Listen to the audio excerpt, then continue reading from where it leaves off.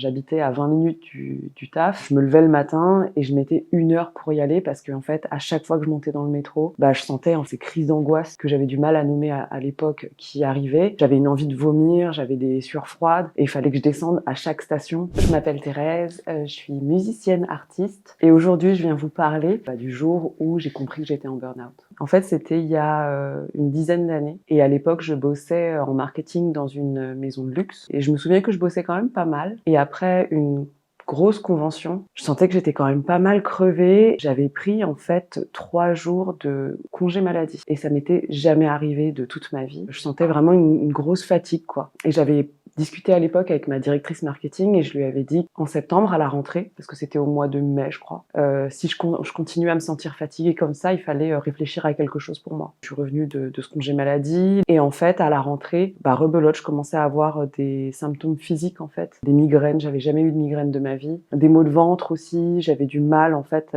à manger. Franchement, j'ai jamais eu de mal à manger de toute ma vie et je comprenais pas trop ce qui se passait, je me sentais fatiguée tout ça et ça a continué pendant des semaines et j'ai commencé à aller chez le médecin pour demander ce que j'avais, etc. Et j'ai vu un premier médecin qui m'a dit que j'étais potentiellement en burn-out et je l'ai pas cru. Donc je suis allée voir un deuxième médecin. Le deuxième médecin m'a dit la même chose. Et encore une fois, je me suis dit, mais ils savent pas de quoi ils parlent parce qu'ils me connaissent pas, etc. C'est au bout du troisième médecin que je me suis dit, bon peut-être que je vais écouter tout ça. On m'a prescrit des anxiolytiques que j'ai jamais voulu prendre. Prendre ces médicaments, c'était aussi acté dans le réel et dans ma chair qu'il se passait quelque chose qui allait pas. Et je pense que j'étais dans une forme, malgré tout, de déni. Et j'ai continué à aller au bureau, et plus j'allais au bureau, et moins ça se passait bien. Et pourtant, j'essayais justement de discuter avec mes RH, de discuter avec la direction à l'époque pour leur dire que le job que je faisais ne m'allait pas. Je demandais de l'aide aussi, je veux dire d'embaucher des gens.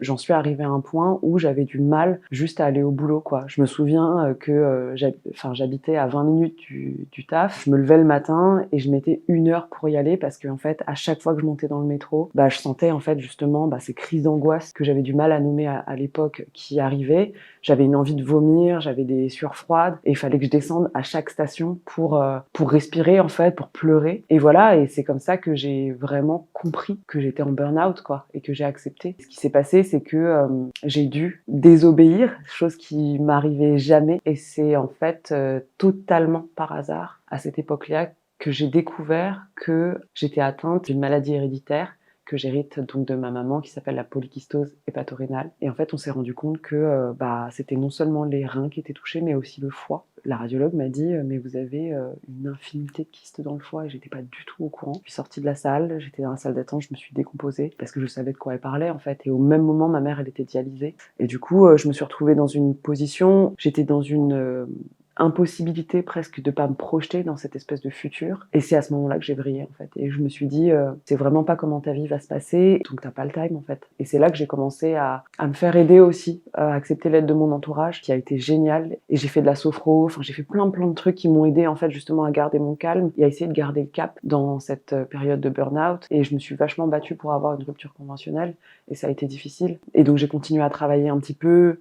Je faisais un peu de résistance. C'était extrêmement difficile pour moi de faire de la résistance, notamment qu'à l'époque, tout mon service était en burn-out. L'année où je suis partie, dans l'équipe, on devait être 50, je pense, dans mon équipe. Je pense qu'il y a quasiment la moitié, on était une vingtaine à partir cette année-là. C'est dire à quel point c'était la cata, quoi. Grâce à une de mes collègues qui reste une amie aujourd'hui, et qui m'a dit Thérèse, campe sur tes positions, ne lâche pas l'affaire. Et elle était là tous les jours à me dire lâche pas l'affaire. Ouais, heureusement j'habitais avec quelqu'un qui a été aux petits soins, qui a mis vachement de temps aussi à comprendre que j'étais en burn-out. L'entourage, parfois, pris dans le quotidien et tout, peut ne pas voir des choses catastrophiques qui sont en train de se dérouler devant soi. Et finalement, grâce à l'ordonnance et au diagnostic des différents médecins, cette personne a finalement capté et m'a beaucoup aidé au quotidien pour que je puisse m'en sortir et pour que j'ai la force, en fait, de discuter avec des aides juridiques, etc., pour pouvoir aller négocier ma rupture conventionnelle et finalement me libérer de tout ça. Et voilà, et c'est grâce à ça que je me suis dit, Thérèse, tu vas vivre ta vie.